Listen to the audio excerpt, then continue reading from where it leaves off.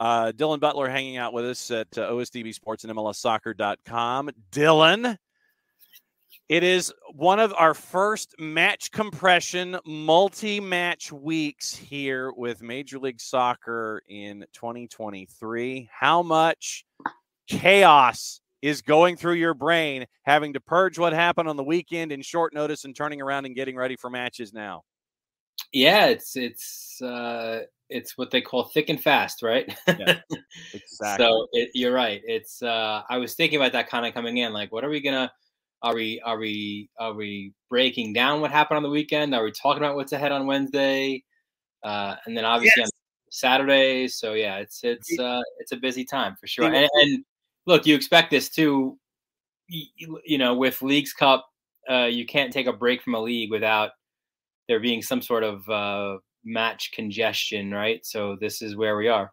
Yes. So in the exceedingly generic toss department, have you ever seen a disciplinary report coming from Major League Soccer that was as long as the one that was submitted yesterday? So it's interesting you mentioned that, right? Because one of my duties as an editor on the site is to handle said disciplinary summary, as well as the they call it the player availability. It's the old injury report. Right. So yeah, no, that was pretty wild. Going through all of those different, and it was funny because I think there was only 3. A lot of times you'll get the yellow card accumulation suspension, but there were only 3, and ironically they were all for the Red Bulls. Like, how do you not realize you got 3 guys on yellows and yet they all get them, right? Like, it was a crazy bingo there in the Hudson River Derby. But yeah, no, and these are all like legit, second violent conduct and all the serious ones. Like even one who has like a double suspension where the initial red for a second yellow, right, and then re-entering the field to join a confrontation. Marshall Ruddy, what are you thinking, son? Yeah. All right, so here's everything that Dylan typed. Andrew Gutman on a dog out for Colorado. Rodney Reyes, red card, second caution, out against Seattle. Do we know if the Brian Galvan violent conduct included the spit, or are they still thinking about the alleged spit? It didn't include it. Okay. So Brian Galvan out tonight for Colorado. Bassi out for serious foul play against Minnesota. Ache out second caution against Minnesota. David Ruiz, second caution, out tonight against Nashville. Andres Reyes, yellow card accumulation. Sean Nealis, yellow card accumulation. Christian Caceres, yellow card accumulation, all out against Toronto. Von Zier, still suspended, out against Toronto. Jesus Bueno, Philly, violent conduct, out against D.C. Everybody's out for D.C. anyway, so this kind of evens it out a little bit. I think D.C.'s got like 712 injuries tonight. John Nelson, no relation, second caution for the Reds. He will not be playing against Sporting Kansas City on the weekend. We mentioned Marshall Ruddy, who got the additional game, and there you go. So fun for Dylan Butler in the typing department. I'm surprised you actually still have fingernails. So yeah, that was a rough one. When you look back at what happened on the weekend, what sticks out in your mind of moments of ish or anything that has worked its way forward? What sticks out in your mind from the weekend other than the massive disciplinary report? That's honestly the top thing, right? Like the 9 red cards that we've never seen before. And the funny thing is, like, you're like, well, it's rivalry week, right? Like these guys are going at it. But perhaps who knew that Philly Colorado was a big rivalry, right? Because exactly. That was insane. And who knew that apparently Atlanta and Charlotte was not. So good point. You look at now. All right. So let me ask you this: with what happened in Classique, and we talked about Classique last week. Yeah. With the thrown megaphone, which was never on a bingo card. It was never on my bingo card anyway. A thrown megaphone at Mark Anthony Kaye And I don't even know if it was Dude's megaphone. And if it wasn't his megaphone that he threw at Mark Anthony K, then somebody's got to be asking for anywhere from $55 to $220 for that megaphone. We know that that Toronto FC is doing something. They've apparently found 4 fans that were part of the Band for Life. Yeah, Band for Life of the alleged assault that happened up in the rafters. Then Toronto FC goes up against Montreal again at Stade Saputo. The one section is empty, which made for interesting visuals. Where is Bob Bradley now on the list of hot seats? Has he hit full blown habanero 3 Mile Island yet, or where is he? You would think so. And by the way, going back really quick to the Classique, that's sort of like, I feel like that's low key. Maybe the second, you can maybe argue the second fiercest rivalry right now, right? Behind maybe Trafico, right? Yeah. Because I mean, and I love it too, because again, it's everything, it checks all of the boxes, it feels like, where there is a geographical component not too far from each other, one province over, the whole French versus English. It's a rivalry that's, multiple sports as well. There's just not Maple Leafs, Canadiens. That's all you got to say, brother. 100%. Right. So, and then it plays out on the pitch in so many different ways. So, big fan of the Canadian Classique. So Bob Bradley, you know what's funny? I think even more now that the salary information has been released, you kind of, it paints the picture. Mm-hmm. Again, Toronto knew this, but for the rest of us, it paints the picture of, wow, they're really spending that much money and they're really underperforming by that much. Right. So I mean, listen, in general, I would say, and you've seen it in Atlanta, right? Since Tata, like when you recycle through all these different managers, and now this is someone who's wearing 2 hats. Yeah. It as an organization, it feels like you fall further back as you're trying to move up. You know what I'm saying? Like each change, now you've got to figure things out, and maybe it's a different style, and maybe you need different players, and that takes a few different windows to do that, and you fall further behind in your rebuild. So that said as well,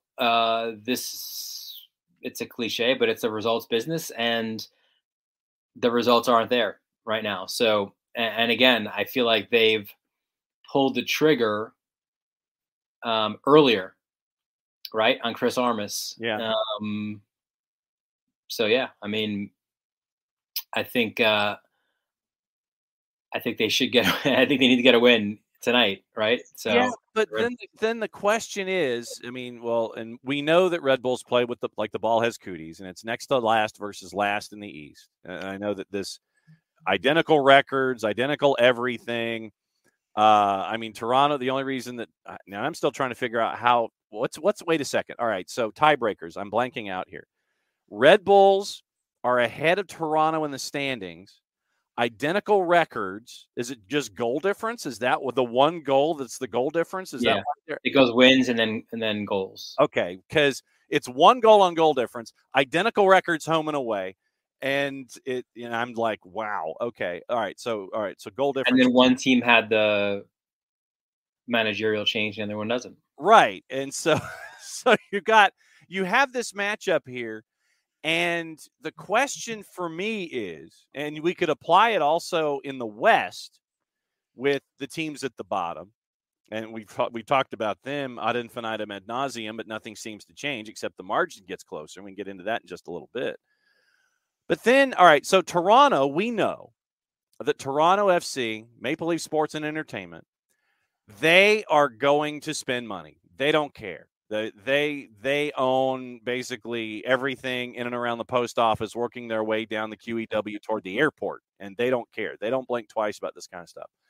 If they let Bob Bradley go, then who do they bring in, especially now that you've just completed turn 1 at Pocono here? For a NASCAR analogy, you've just done turn 1 of the Tricky Triangle, and you're on the backstretch heading toward turn 2. You're a third of the way through the season. Who would you bring in, even though we know that you would spend money to do it? All right, so I don't think this is going to be the case, right? But we're having fun on a Wednesday, right? Sure, yeah, we're having fun on a Wednesday. Let's throw a boatload of loonies, right? That's what it's called out there, loonies, right? I think the dollar coins are loonies. The right. the $2 coins are toonies. So a whole bunch of toonies and loonies. Okay. A Brinks truck of them. Okay. And somehow convince John Herdman to step down. Interesting. I think that would be. I think it would be chaotic, but okay. Sure, right? That's what we're about. Chaos on a Wednesday. We are about chaos on a Wednesday. But so, I mean, I don't think we do it. I mean, obviously, kind of being where they are, you're going into a cycle where you're a co-host of of the World Cup. But listen, he's a guy in the country. He's proven with the men and the women. At least national team wise, right? He can get the job done. So create his own brand of chaos as a head coach. So yeah, sure. Let's add to the chaos and just have John Herdman step. You familiar with some of the guys? Yeah, and then in the West, you mentioned the point of having multiple hats. You've got Peter Vermes, and the margins are still there. Once again, we're talking last and next to last in the West with LAG and with Sporting. Sporting has won a couple to get to 9 points. They're still last. They're behind LAG. But in Greg Vanney and in Peter Vermes, you have the same thing where you have dude who's in charge. And I know that Vanney doesn't have the titles, but because of all of the suspensions and who's not allowed in and who can't touch anything right now, don't touch the egg, Joel, that's over the fireplace. That's your Google reference in the movies today, kids. That's a great reference. Sporting Kansas City, Peter Vermes, multiple hats. LAG, Greg Vanney by default has multiple hats. You're getting into a lot of these big market situations. I think we're learning there should be multiple hats. Yeah.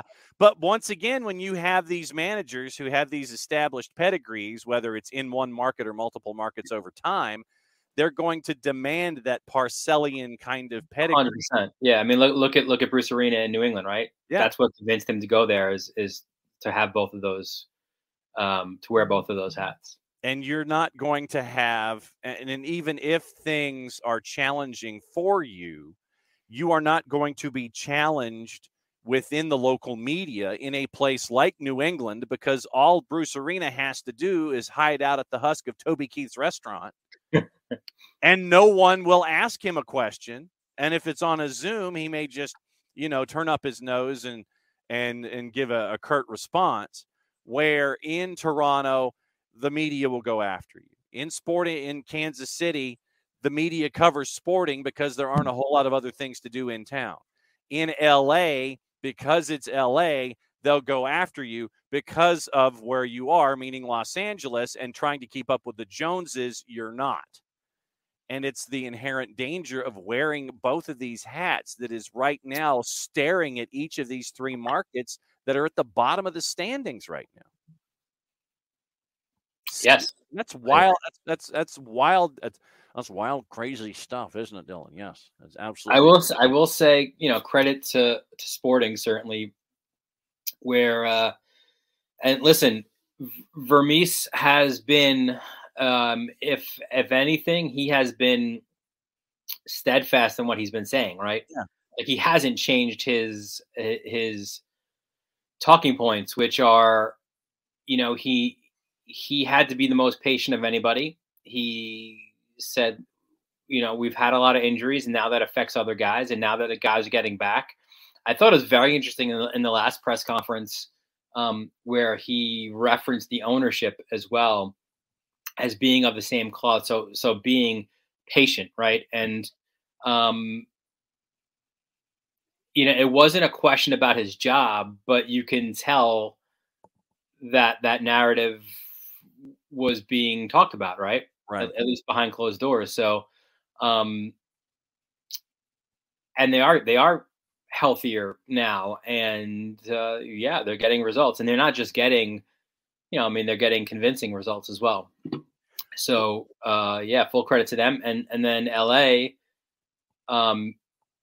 it's not fixed by any means, No. but an important win, even as ugly as it was, to beat San Jose on Sunday. So, is that a stay of execution? I don't know. I still think there's a lot of, There's issues yeah. there that will not be fixed with this secondary transfer window being closed for them. So, Yeah. All right, sticking with the West, what the hell's going on in Austin? That's great. Well, I mean, No. is it as something as simplistic as saying, okay, keep Driussi handcuffed and there is no secondary scorer? Is it that simple? It would seem that way. And what I find comical a little bit here is they're one of those teams, and Toronto's another one of those teams, right, where it was pretty clear last year, and then in the off season, and then this year, like what your needs are, right? What does Toronto need? Defense, right? They need help in the back. Yes. Spending what you did on Sean Johnson, and listen, I loved the signing of Hedges, but obviously he's been out as well. So for Austin, it was getting Driussi help, right? Yeah. Like whether it's on the wings, but especially as a number 9, like let's give this dude some assistance here. And they really didn't address that, did they? I mean, they tried to, I suppose, but failed.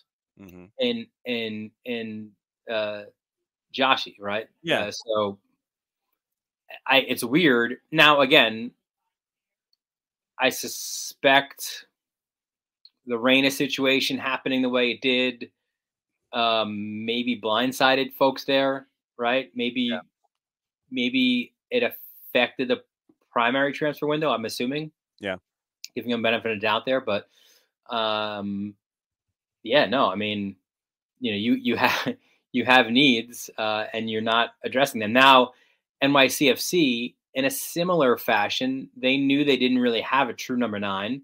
So they tried a couple things. They tweaked a few things, but didn't work. But now you're hearing, that they might be in the market for another U22 initiative number 9. Yeah. So they're proactive about it. I don't see that from Toronto, and I've not seen that from Austin. So tomorrow it is anticipated, possibly, probably, hopefully, maybe, that in San Diego there will be an announcement where Auburn University grad Mohammed Mansour, who is tied to one of the parties in Britain. I think he's like treasurer of the Conservative Party or something like that. And the Siquan tribe are combining to drop half a bill to become Team 30. And apparently FC San Diego has been trademarked already. That folks have already gone down the USPTO route. And it looks like FC San Diego is in the clubhouse at the moment. S or F? F, football. I think that's what it was. One of the blank C San Diegos has been trademarked, and it looks. Do we need another FC? No, we don't need another SC. We don't need another FC. But anyway, that's been trademarked, and they've got a couple of years to figure it out. But it appears that Mr. Mansour and the Siquan tribe are going to drop half a bill to go play at Snapdragon and be Team 30. What do you think? Yeah, I mean, if you got the checkbook, brother, I know that Major League Soccer is going to sit there and go back it up. Did I think they would be 30? No, I thought Vegas would have been 30. So it'll be interesting to kind of hear remarks from. I'm sure that question will be asked at Don Garber, and we'll hear what he says about that. Fully would expect them to be 31 then, but Yeah, I like it. I think it's it's another California market. It's a little past, obviously, LA.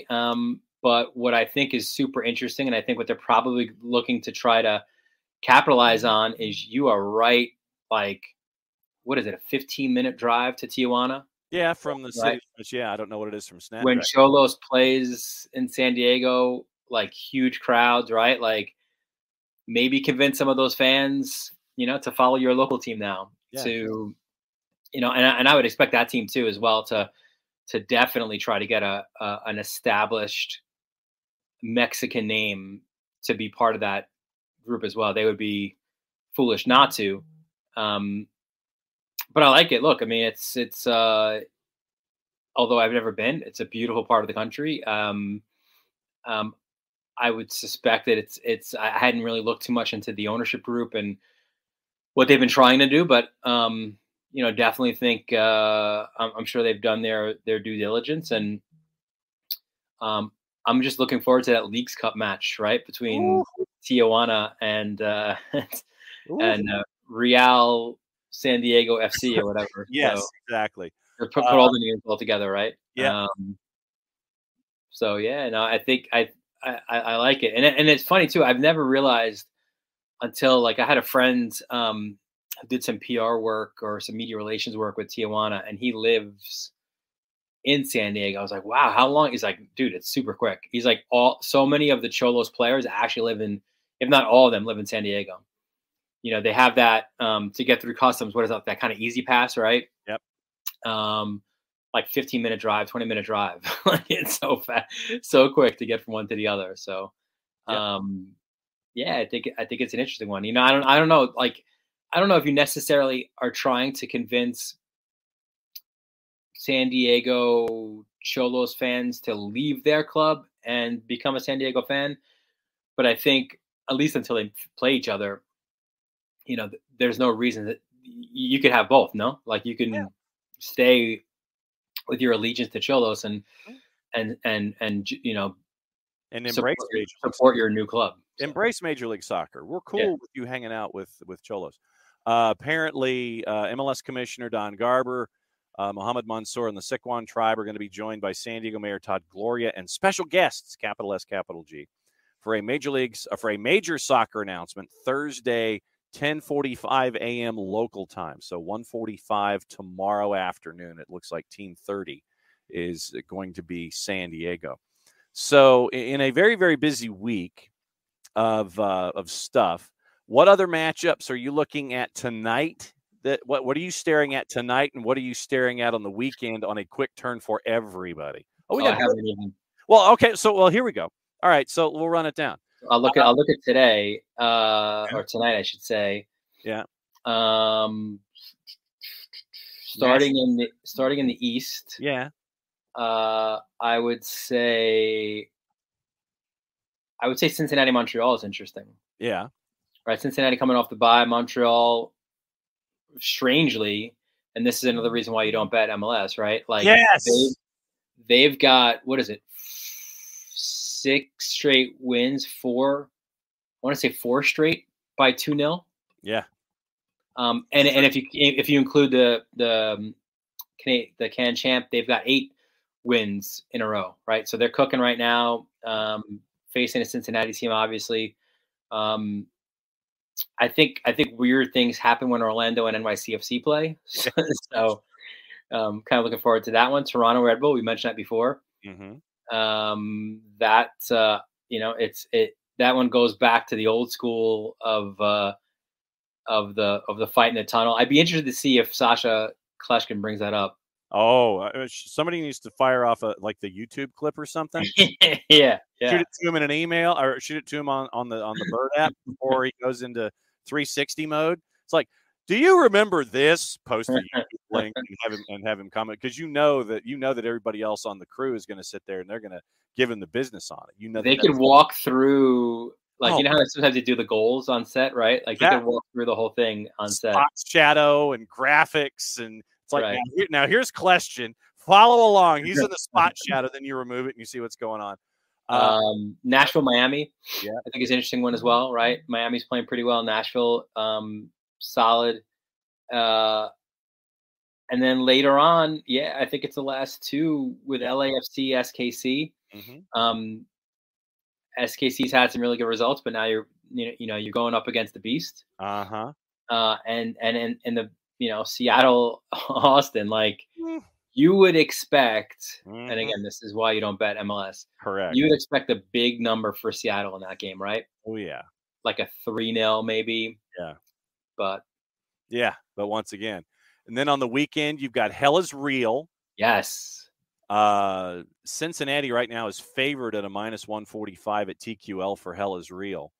Then you've got Florida, you've got Herons and Lions, you've got Red Bulls hosting CF Montreal, you've got Union and Revs.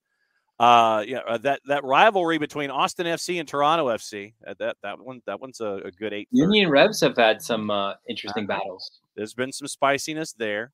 Atlanta goes to Chicago, and they're going to play at the Spaceship. You got Copa Tejas with Dallas and Houston, Colorado and RSL. That's a little old. Dallas Houston this year. That Texas Derby, I think that could be interesting. The way that Houston started up, and the way that Dallas has been pretty consistently, just behind that top 2 or 3 in the West. So St. Louis City SC and Sporting Kansas City. That one's interesting for a couple of different reasons. Just ask the Cardinals and the Royals about that one. You've got the other end of the Cali Classico with LAFC and San Jose. LAFC has dominated that. I feel like it's something insane, the number of goals for versus against. -196 right now in the juice boxes for LAFC going up against San Jose, who's almost a +485.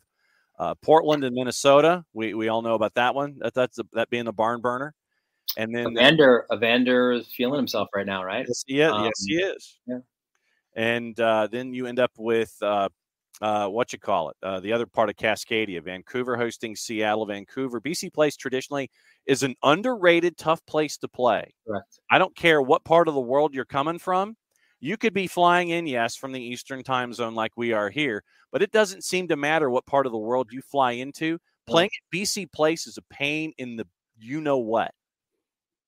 Universally, it is a pain in the you-know-what. So out of all of those, once again, late matches on the later matches on Saturday seem to be quick. And you're coming off of quick turns from the matches in the midweek, having to dust yourself off, turn yourself around, and get back into other matches on the weekend. So yes, and now you got rotated squads, which adds to the chaos. So,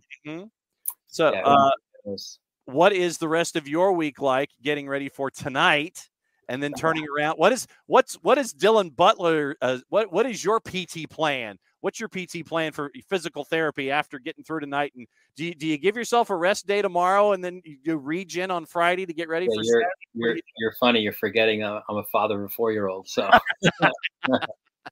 I, after my afternoon shift today, it'll be, she's got a program or a class in the library. We'll hang out there, come home, probably play in the backyard a little bit.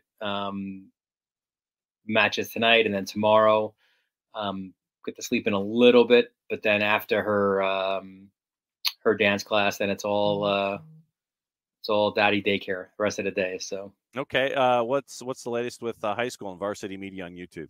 Yeah, thankfully it's a slow week this week. We go from like playoffs to we go from the end of the regular season in lacrosse to the start of the postseason, which will be like Saturday, but we don't have like there's no like really sort of tantalizing early round matches, or matchups, I should say. So we'll head up to semifinals starting like next Tuesday, Wednesday. So excited that I literally just did a call for the team hosting the Tuesday match, who has like a bye, that first round bye. So to get that chart done earlier is a blessing, which is why I have the blessed mug. There you go, the blessed mug. Because those 1-4s, those early 1-4 matchups in some classes, that really does turn out to be blowout city, and it is not. Well, that's why I actually have that. I have the 1-4 in a lower classification, And then I have I'll have a one for in the higher classification, but in that one, like the top 4 teams have been pretty tight. So Okay. All right. that one should be good on Wednesday. All right. At Dylan_Butler. Dylan, as always, thanks for coming on for Wednesdays with Dylan in a compressed double match week. Get your fantasy teams all prepped. Enjoy your morning regen tomorrow. And before everything picks back up, we'll catch up with you again next week, my friend. All right, buddy.